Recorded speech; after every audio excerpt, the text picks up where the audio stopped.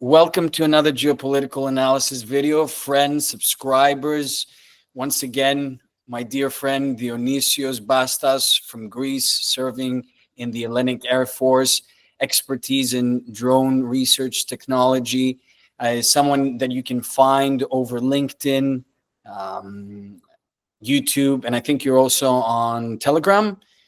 And YouTube, mainly YouTube and LinkedIn. Mainly YouTube.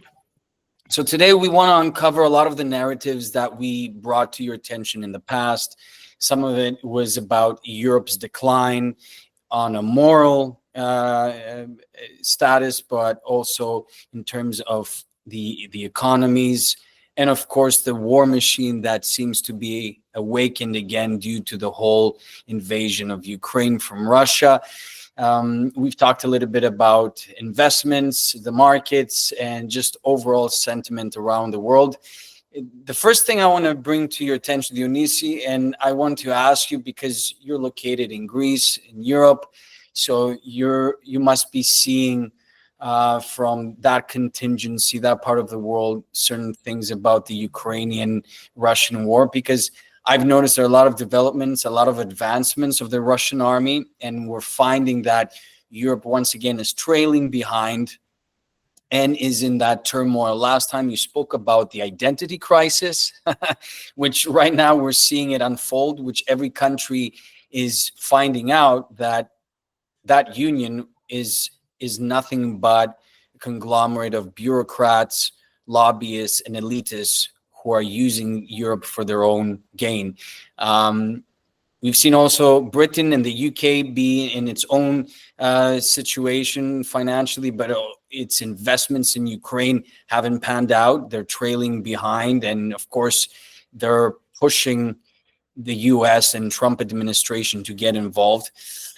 So let's unpack all of this. I want to discuss this with you because I know that you have a lot of resources from the Russian and Ukrainian contingency, what's going on. You pretty much have a objective view on what's going on. So let's start with that. What are you seeing right now since we last spoke before the summer? What have you seen that has really taken foot here? And where are you seeing this war end? Do you see an end in sight, or is this something that right now is just going to continue like it has over the last 3-4 years?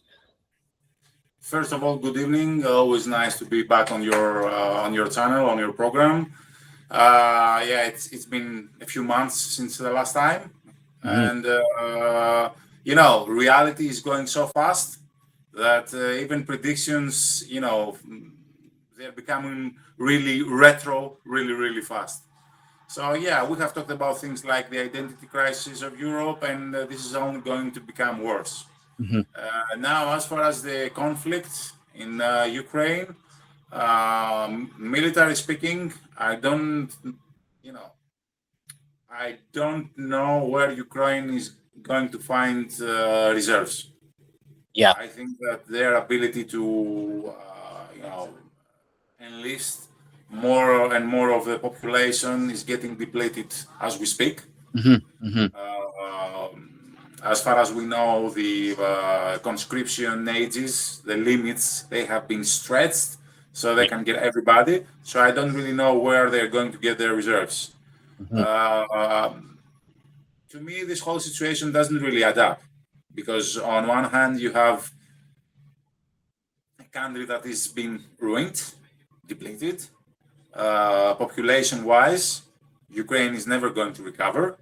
And this is really sad, because it's not just about the people that have died. It's not just about the people that have fled.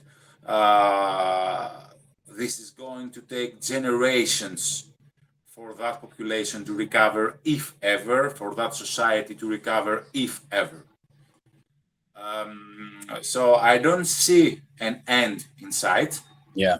Because there are, not only you have a country that doesn't want to lose the war, you also have interests that keep making money. I don't see any of the sides being ready to back down one side or the other. Many people were quick to say that because of the Alaska summit, it's going to end and all this stuff. I don't see it ending. I don't know where Ukraine is going to find the recruits, but I don't see it ending. Looking back at what one of the most infamous diplomats and influencers of foreign policy of the U.S., former Secretary of State Henry Kissinger, he had suggested Ukraine to just cede and to make peace with Russia, because although he was a proponent of Ukraine joining NATO, he nevertheless stated that if ever a war would take place, Ukraine would not be able to win this war, and that Russia would advance, and that it would destabilize the whole region. What I'm seeing is that Europe again is failing to really find a wise outcome. You would expect, with all these countries, all this history of warfare, I think by continent it has the most wars than any other continent. You would expect that there would be some wise leaders who would rise up to the occasion and would pursue peace. There's a lot of talk of war, and we see the war machine has ramped up. We've seen, although countries like Germany and France who are entering into austerity, and they are actually investing a lot now into arms proliferation, weapons. Some may say a little bit too late, but it doesn't make sense. Like you said, it doesn't add up, because it seems like they're fueling a fire that is somewhat dying. Well, sometimes historically we have seen that sometimes for some people, war is the solution, because when societies, are at unrest or are going to be at unrest, because if we get to have France with austerity measures, possibly IMF, if France faces what Greece has faced 10 years ago, then the EU has a big problem. So maybe for some people it's better to have war economy. Maybe for some people it's better to have other rules than civil unrest. Because when you have war rules, and this is just a hypothesis, I sincerely hope that this is not what some people seriously think, but when you have war rules, there is no civil arrest. Yeah. Because anybody during wartime, everybody that promotes any kind of civil arrest, thank you very much, detained, shot, whatever. Yeah, the military-industrial complex seems to right now be at the forefront of most investments, especially with AI. We're seeing a lot of investments that are putting into war. And sure, there's an expression, if you want peace, you must prepare for war. But in this situation, I don't see. Parabellum. Yeah, in Latin, parabellum. I don't see a victory for humanity either way, because look, to be fair, Russia had proposed different agreements. They don't want the intervention of Western powers in Ukraine. But we see Brussels and the neocons in the US and the British really pushing to make sure that the war doesn't end. And one thing I want to bring to people's attention is that all wars are banker wars. Every single war has been backed by central banks, by private funds. And in this situation, the reason why Russia and Ukraine cannot find any peace is not necessarily because of ideological reasons or just a territory dispute, but ever since the Soviet Union, even when Tsar Nicholas was in power, the British and a lot of Western elites always saw Russia as a gold mine because of its natural resources, a lot of its commodities, and has always been a target from the West. I mean, we've seen so many Russophobia elements in movies where they're always the bad guys, right? And the Brits have always seen Russia as the heartland that they want to conquer in order to control, world trade and the world overall in terms of foreign policy.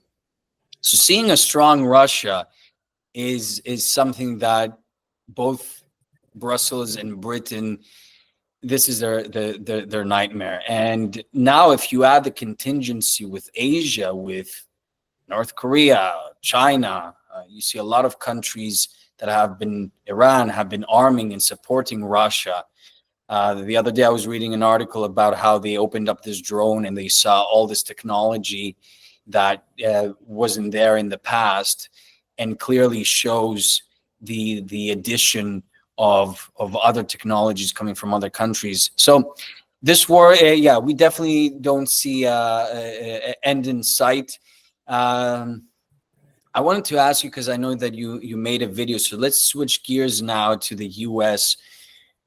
Sorry to interrupt you. Before we go to the US, one of my criticism over Russia, because I try to be as impartial and as fair as a human can be. Yeah. One of my criticisms over Russia is that we must remember that there is no such thing as what we had in Cold War, a USA and the Soviet Union. There are no ideological differences anymore. Yeah. You have capitalists, or whatever they are called these days in the US. You have capitalists, or whatever they are called these days in the Russian Federation. Yeah. And maybe this whole issue could have been resolved in the peace negotiation in Istanbul on the March of 2022. Maybe the Russians, all they wanted to do was, a show of force to bring Ukraine to negotiations. Maybe that narrative is true. But still, I don't see the Russians doing anything different than what the US has been doing again and again. We have seen in history the US waging wars not to win, but to prolong the war and to make benefits out of the war. So one of my criticism over Russia is that, in my opinion, they didn't start this whole situation after the peace negotiation that failed in Istanbul in order to win as fast as possible. I think that Russia is doing what the US have been doing, and they're just prolonging the situation. And some oligarchs over there are making money, or their industrial complex is using the situation to promote and prolong their drones, their weapons, their AI. So if you are doing the same thing that the other guys are doing, what makes you, let's say, better than the other guys? Yeah. So we must scrap all this notion that it's those guys against these guys if both guys are using the same playbook, if the same recipe or the same intention. Yeah, and there are a lot of theories about this war too. I mean, sure, you have 2014, the Maidan Revolution that really pushed Russia to have to react. A lot of the nationalists of Ukraine were doing things to the Russian side of Ukraine. Yes, the Soviet Union did terrible things to Ukraine and to a lot of the neighboring countries. So the sentiment now of Russia and what happened with Soviet Union is awakened because of the trauma of the past. But it is not the same thing. And yeah, like you said, like at the end of the day, it could be just a show of force, because they do know that NATO does not have the ability, the capability right now to really fight, because Russia is prepared morale-wise, because their morale is much more equipped to handle austerity. They're not a country that has been living off of debt and unlimited resources, financial resources. So the people are much more equipped to handle. they didn't have colonies, so they didn't rely on milking the colonies. Exactly. So now that's why we're seeing a lot of favoritism from Africa, from South America, and it's not from ex-communist socialist countries. It's even from countries that have been so oppressed by the West that they're seeking right now an exodus because they're seeing that a big country like Russia is fighting back the West, and that view is very appealing to those countries. Now, there's also a theory. I know this goes a little bit into more obscurity, but there is a theory about the Khazars, the Khazarian kingdom that vowed, which was primarily in that Caucasus region, to really fight back Russia, because Russia occupied the Khazarian empire, the kingdom, and they devastated it. And a lot of the Khazarian Jews have vowed to uh, go against Russia. So there is that obscure theory there that has a lot of interesting historical fact that ties into Zionism, etc. But let's move away from there, because it is something that we're finding doesn't have an end in sight. But I wanted to ask you about the U.S. We had the unfortunate event, I believe, a week ago with this young speaker, young influencer, Charlie Kirk, the assassination, of course. You made a video. I wanted to hear from you in terms of the protection services and drone technologies, because I know that you're an expert there. What did you see there? What's your criticism about that? Because the web is full of these theories, and I wanted your expertise here. Well, I am more of a drone guy than a security guy, so I'm not going to bash the security guys. It's not about, I'm better than you, but I'm a drone guy. So it amazes me that even after what happened almost a year ago, when they tried to assassinate then former president and now president-elect Donald Trump, this incident could have been avoided if there was a guy with a €100 drone surveilling rooftops. And it amazes me that by now the security specialists, security forces, the authorities haven't made a standard practice of using drone for area surveillance. This situation could have been avoided because by now it is accepted that the alleged killer, the alleged shooter, was on a rooftop, and he did pretty much what was done last year against Donald Trump. So what amazes me is that even after a year, when we see drug cartels, when we see journalists, when we see everybody using even commercially available drones, security forces, security specialists, authorities don't even use commercially available drones to surveil rooftops. I don't say that this is panacea. I don't say that this is the solution for everything. I'm not bashing the specialists, but I think that it is a mixture between what I call habitual security. We do what we always used to do.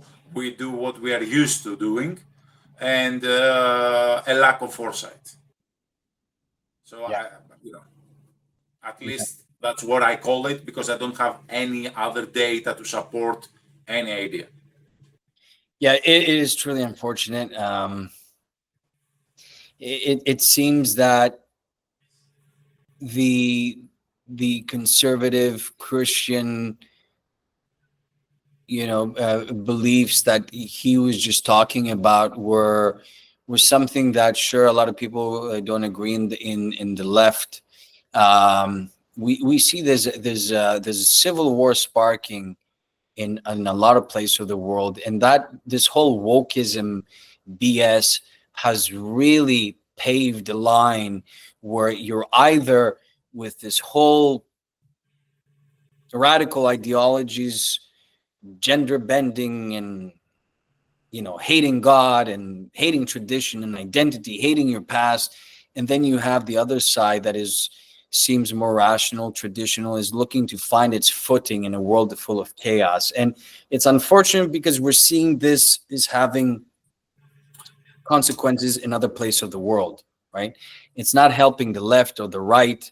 It's not helping any faction. It's creating divide. And I think back to the question that I asked you, I think one of the answers could be that there are forces that want this to happen in order to create divide, to create division, because throughout division, there's more opportunity of controlling the masses and, you know, leveraging sentiment. It's very sad to see a prominent speaker who you listen to. He wasn't preaching anything hateful. You know, he was trying to speak his own truth through via oration, right? It wasn't anything that really, like, even for myself, where I consider myself as a nationalist, there are things that perhaps I don't agree with, but taking violence, taking someone's life, it just shows you that that part of the world, that part of the ideology, is using violence more than the the people who want to keep their arms and defend themselves against a tyrannical government. You know, the irony of this, right? The irony. But anyways, so yeah, you're saying it could have been prevented. I definitely agree with you. Some commercial drone experts could have been there. There could have been some surveillance. I mean, even a casual flyer. I mean, even if you don't have the expert with this long flight hours, even a casual flyer using a commercially available drone of $200 that you can find at the Walmart could have spotted that something is happening on a rooftop to notify the authorities. You know, it could have been prevented. yeah. It was not prevented a year ago. It was not prevented this time. The difference is that last time Donald Trump was standing and he was moving, and the attacker missed. But Kirk was sitting; he was not moving, so the attacker didn't miss. What do you think about the theory? Do you subscribe to this, that Charlie Kirk had made a lot of accusations towards Israel, a lot of things about Zionism, and as an evangelical, that really interested me to see. I mean, him being an evangelical, it really interested me to see that he had a separate stance from the rest when it comes to Israel. He went on a podcast and he talked about Israel's force of the U.S. to wield them into war and other things. Do you think that this theory that Mossad in Israel could have been there, could be responsible for the assassination? Do you think We have listened to many theories. Some people blame the Israelis. Some people blame the Ukrainians that he was on Mirakvaret's list. There are so many theories, yeah, and honestly, there is nothing that I know for certain, nothing that I can prove, nothing that will enlighten people. yeah, And I don't want to BS people. I don't want to just say something to steer yeah, we don't. the plot. Yeah, all I know is that it could have been prevented very, very easily. Now, going to what you've been saying about people divided, it's a very, very peculiar era that we live in, because on one hand, in my opinion, we must avoid. Excuse me. Θα το κόψεις αυτό στο μοντάζ. Ναι. Γεια σας. Ναι, πείτε μου. Ναι. 10-73-10-69 έγινε. Ευχαριστώ πολύ.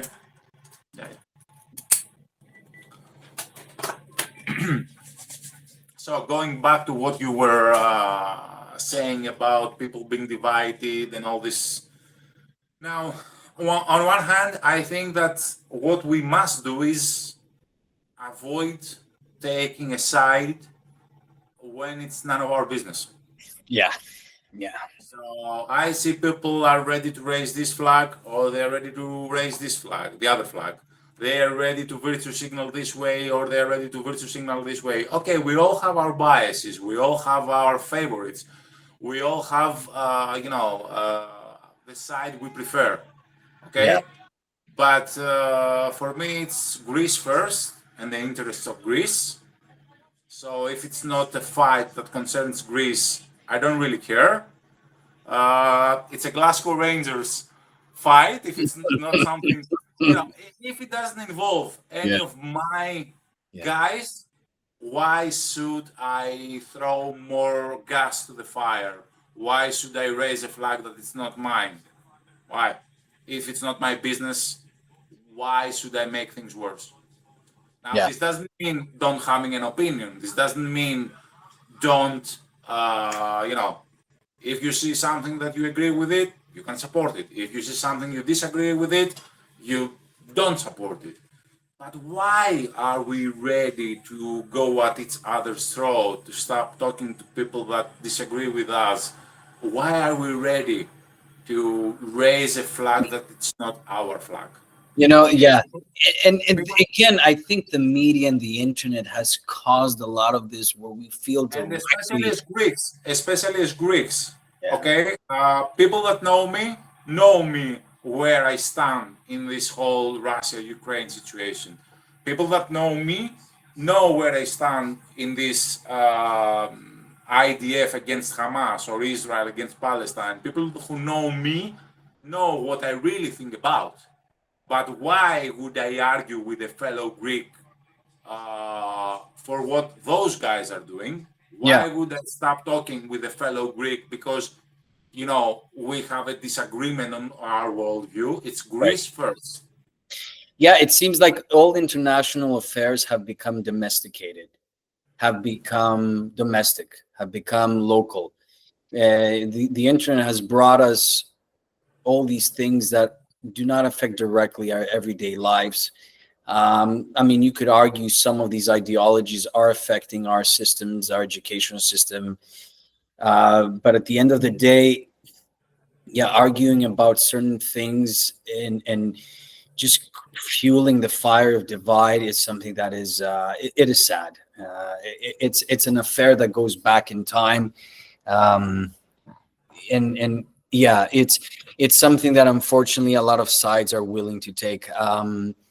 I have friends who are in this wokeism, leftist kind of ideology sphere, and we have differences. We just don't bring them up because at the end of the day, we're human, and ideologies, one way or another, are dangerous because they wrap your mind in this box, and sometimes you can't see the other side. And we will never heal if we always raise a flag in a banter of which side we're on. So I totally agree there. Thank you. That was a very poignant. Um, uh, I am a Greek Balkan, okay? If there is a hot-headed guy, it's a Greek Balkan or a Serbian Balkan. Greek The Balkan. Balkans in general. We are hot-headed. Now Oh, I'm coming to the point that I see around me, and suddenly I feel that I am the calm guy. Okay, yeah. something is going wrong. If I, the hot-headed Balkan, sounds like the reasonable guy, then something is not good with reality. Okay, we lost something somewhere. Yeah. Yeah. Yeah. Good. Some levity is needed among these times. So this is good. This is good. Um, I want us to touch a little bit about what happened recently with the whole the discovery survey research of Turkey and the Aegean. Again, they always use this as a bait, or they just use this because they want to leverage some events in order to create some turmoil. We're seeing what's happening in Egypt right now, in Israel. There's a little bit of tension. We're seeing Turkey with Israel has tension, especially the center point being Syria, because Turkey is losing its influence there in Syria.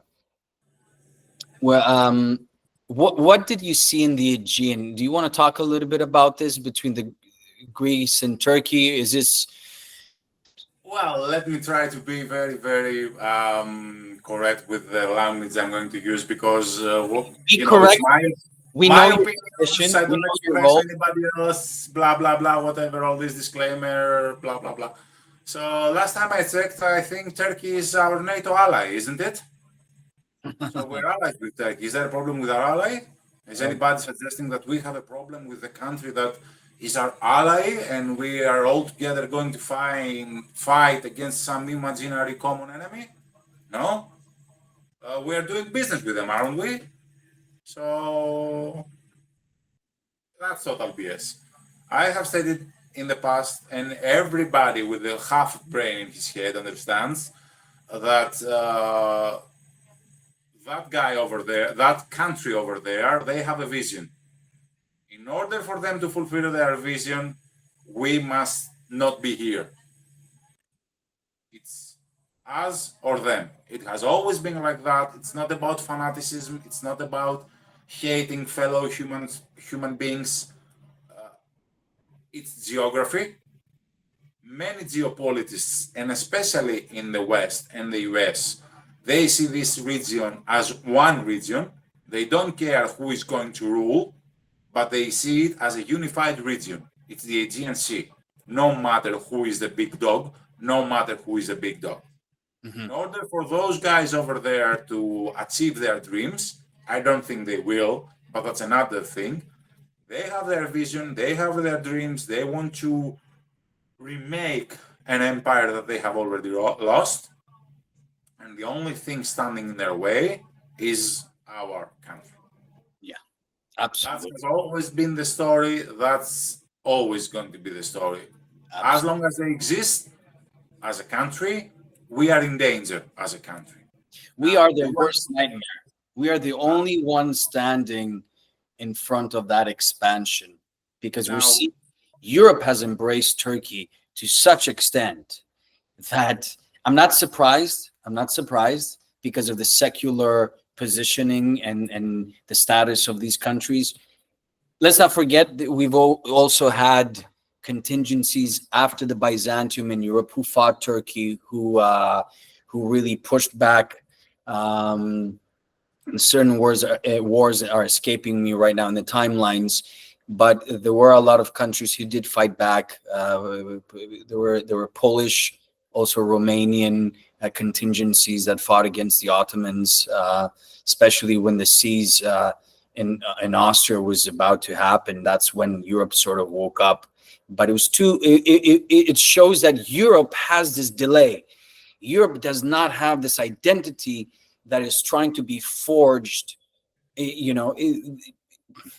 It's crazy to see how now with this radical Islamization that has taken place in Europe, you're seeing all these NGOs that for decades now people have been shouting from rooftops that, hey, Europe is very is very open and susceptible to this, and that history shows that Islam is not a religion that can blend well with the West, because you're always going to have these radical voices that are wanting to bring Sharia law and are wanting to bring back the greatness of the Ottoman Empire and all these preposterous ideas. It's not even about the radical Islams. Islam is not simply a religion. Islam is creating policies. It's Yeah, dictating policies. It's yeah, creating laws on how a country is governed. You yeah. cannot have both democracy and Islam. And it's becoming more and more obvious in the UK that you have something like 4 to 5 million Muslims, and what, 60 million English, 65, something like that. Yeah. And now you see who is really dictating what's happening in that country. The authorities are backing up the Muslims. The Muslims have started, gaining positions as mayors in great cities, as ministers, Minister of Education, Mayor of London. To my amazement, King Charles has been vocal of how good Islam is for the UK and all this, which is, to me, it's preposterous, if not crazy, if not, I think it's because of the money. There's a lot of investments that are coming in to the UK, and again, every war that is fought is financially backed. It has. I do think because the UK right now is in a very precarious situation, the money that is coming in from a lot of the Muslim countries is seen as favoritism over even the locals, even their own cultural and historical. And I let's not have, forget that the British Empire always had a very interesting connection with Islam, even since the rise of the Muslim Brotherhoods, even when with the Prince of Lawrence, who is an agent provocateur against the Ottomans. There's always been, and let's not forget, a lot of the Middle Eastern countries, they feel like they have like this allegiance towards the British because of the way how they brought in order and the way how they brought in trade. And they also were part and parcel of their identity in terms of rising, creating borders and the just the definition, the establishment of some of these countries, right?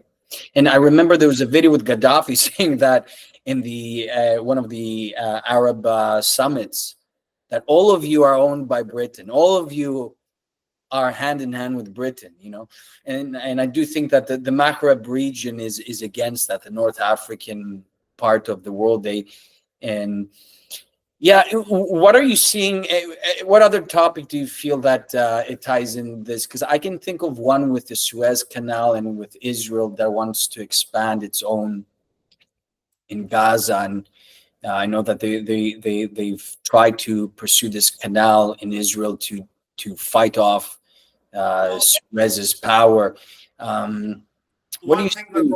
one thing that I'm always questioning about, because there have been people that have been saying, and that this whole thing with Israel, some people want the great Israel and all this stuff. I don't know how can this happen when you look at population, reserves, and all this stuff. So what is going to do Israel? Mobilize all its population to do what? To fight a war from what end to what end? Because okay, they will have the backing of the US, they will have their allies, they are free to strike wherever they want. But with what population? What numbers are they going to wage war against anybody? Against everybody.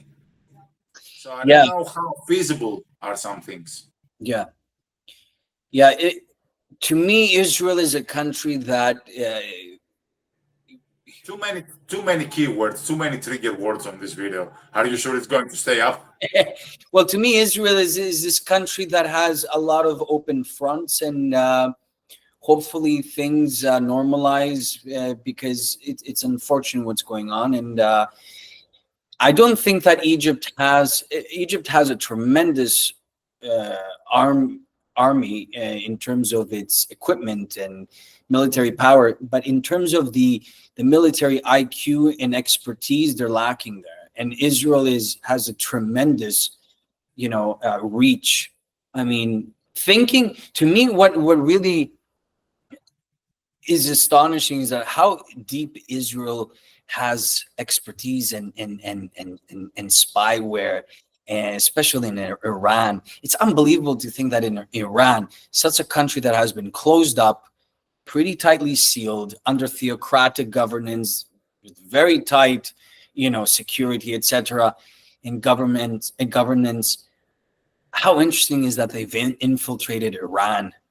It just shows you It just Well, shows you that, this Israel might be small. They might have a small population. They might have small reserves, but I don't think that they would lose a war against Egypt, against, I mean, we've seen what they've done in Qatar recently, which I was surprised that this didn't happen earlier, because Qatar, we've known, has been funding and being an asylum for a lot of radical terrorism.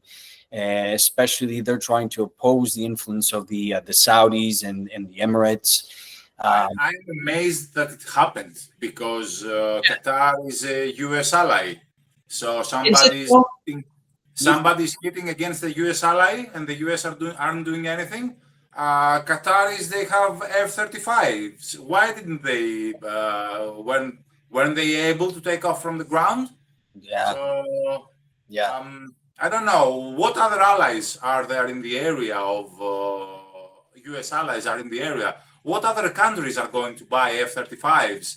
Aren't those F-35s going to be able to use if Yeah, Somebody. I do think that the U.S. is willing to take on any repercussions of Israel. I think that the U.S. has such tremendous backing of Israel that we've seen a lot of uprising against Israel and a lot of Jewish hate, a lot of anti-Semitism, more than ever in terms of supporting Palestine, etc., etc. But I yeah, will say again what I have said in a previous video. We have talked about the topic. I wish, first of all, it's none of my business. It's not of my country's business. But I'm not talking about policy. None of my business to talk about policy. I'm expressing my views. Blah blah blah blah. What I would like to see my country do is to be the peacemaker. Can we bring here, or could we bring here in Greece, Israeli kids and Palestinian kids yeah, and help them heal their traumas and help them be the future generations that will, live together yeah. in That's peace? that divide and that chasm between those two worlds is just yeah. This is like you said. If this cannot be healed, Yeah, either take the Palestinians somewhere else, either take the Israelis somewhere else. If they cannot coexist, instead of letting them kill each other, yeah, somebody has to move. yeah. And I'm not picking a side. Can any Islamic country relocate all the Palestinians and give them a place to live? Can the US, that they are so fond of Israelis, take the Israelis and take them and ship them all to somewhere in Nevada? I don't know. If they Well, cannot coexist, I do think that it's not about the people, and they don't have a single care just to prevail hegemony and expansion of greater Israel, which I think is inevitable. You know, one thing that comes to mind is, I don't know if you're familiar with Albert Pike. He had morals and dogma. That's why I say that we need to stay away from business, that it's not our business. I'm not interested in going and yeah, getting, you yeah, know, my people in a war that it's other people's war. yeah. It has been documented that Albert Pike spoke with an Italian hero, rebel, whatever you want to call him, revolutionist in Italy, and he had warned of, pardon me, World War One, World War Two, and And the final war that will be a religious war where Islam and Judaism will have a huge collision, and then the left, whoever prevails will collide with Christianity, and that will be the end of religions. Um, that's one more reason not to take part in it, yeah. not to support it by. Think it's inevitable, though. I think that it seems so engineered, because if all of the chaos we've described, you just said that generations will take to heal the trauma in Ukraine, generations will take to heal with what happened between Palestine, Israel, this whole war between Muslims and Jews now. It seems to me all of these are artificially created. All of these terror actions, all of this crises that we're facing, even financial crises, COVID, etc. We're in this era where we have artificial upon artificial crisis that could have easily be prevented, that could have been. Artificial, but still, something. It's artificial because we take the bait. It's artificial because people, some evil geniuses, whatever you want to call it, they know how to make a stick. They know what, strings to pull, and we take the bait. So Yeah, it's inevitable because we are willing to yeah. make it inevitable. To me, I feel like there's some external force out there that is puppeteering some of the elites here.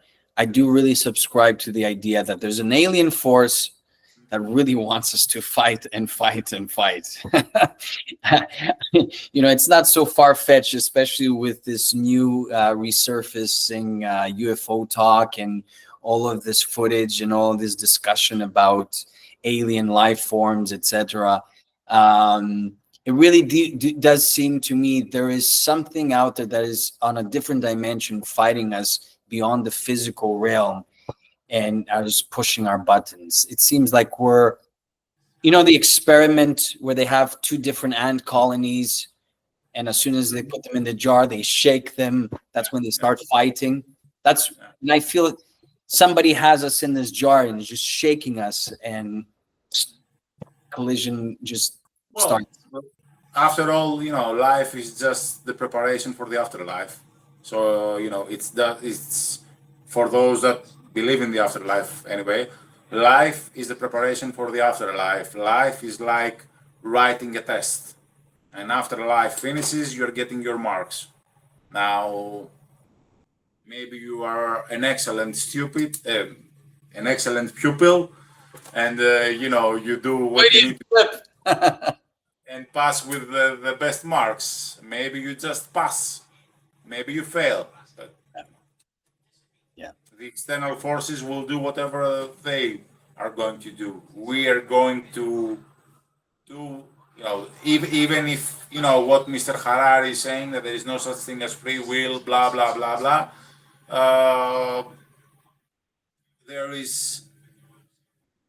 There have been people saying that free will is just 5% of your personality. Yeah. Because things can be engineered, buttons can be pushed, but even if it is just 5%, there is still free will. Sure, absolutely. We've almost touched the hour mark. We might wrap up here. Is there anything you want to bring up? Anything you want to bring to the audience attention? Something that perhaps we didn't talk about that you think is pertinent? Mainly, I just suggest to people these days to pull back, use their brains. I understand, when you're living and there is fear all around. I understand everything. I understand that you have everyone out there has to find solutions to his immediate problems. But, breathe, take a few good breaths, try to remain calm. There is nothing to be gained by start punching around. There is nothing to be gained by waving some other people's flag. There is nothing to be gained by becoming a problem in a problematic situation. Besides that, find me on social media. I'm Dionysios Bastas, and I want you to subscribe and like what I do. Everybody subscribe and follow Dionysi. He really has insightful footage. He's not just a co-creator, but he also has footage that is shared from different channels, and it's very interesting. Thank you for being here. Thank you for coming to Geopolitical Analysis channel. For Gracie, be good, stay safe. My brother, I haven't seen you for some time in Greece, but hopefully next trip, we'll be able to meet in person and do a podcast somewhere on the height of Acropolis, overlooking the beautiful Athenian skyline. But thank you so much to Dionysia. All the best to you. Follow, subscribe, send me the links so I can put them in the description below so people can know where to find you. Thank you, guys. Anything I expressed was my opinion, nobody else's. All this disclaimer. All of that. Yeah, absolutely. We express our own opinions here. We're not funded by anybody. We don't represent any groups. This is just a conversation on a macro scale. Something that people are afraid to do these days. You can't say this because you will be labeled this. Right. You can't say this because you're, Right, and we're not endorsed by anybody, because a lot of the influencers out there, they're endorsed by somebody. They're proposing certain ideas. They're pushing a certain narrative. We're just exploring things from our own curious mind. We're both Greek, but we're tremendously incredulous towards our own country and towards the European Union. So that shows you the level of critical thinking that we have. Okay? So, okay. Thanks so much for your time, Dionysi. Thanks for having me. Talk soon. Thank you, guys. Bye. See ya.